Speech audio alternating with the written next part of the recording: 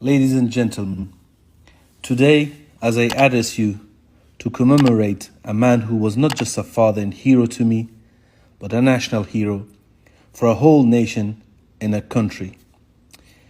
The late Aḥmedشاه Mas'ud, as we mark the 22nd anniversary of his martyrdom, his ideals and his sacrifice loom larger than ever, showing us a path forward during these challenging times.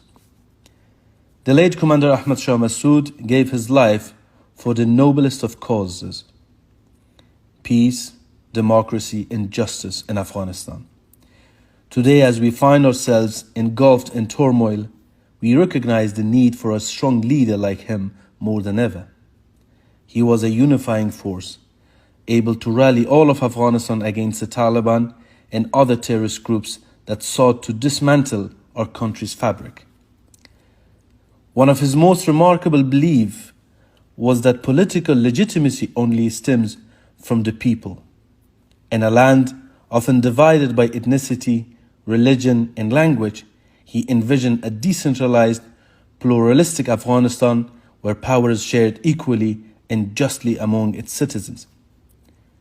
Something which Afghanistan lacks today and has turned it into a ticking bomb for a larger conflict in the future.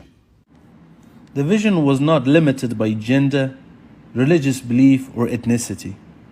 My father was a true pioneer in this respect, becoming the first political leader to sign the Declaration of Women's Rights in the year 2000.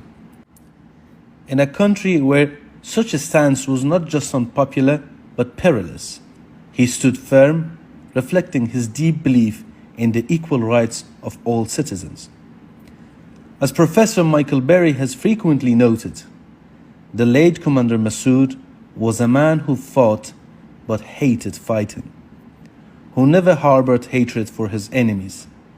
His ultimate goal was not war, but peace, a true, lasting peace that would allow the people of Afghanistan to live in a free and just society.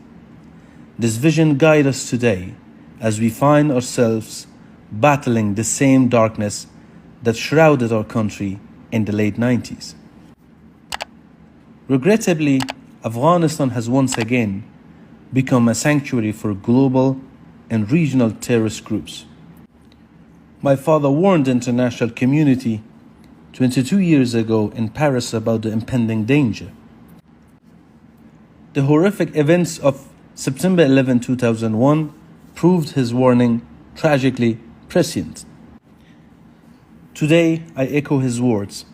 The international community must not ignore the threat posed by terrorism and extremism, for the peril is not confined to Afghanistan's borders, but reaches out to all corners of the globe once again.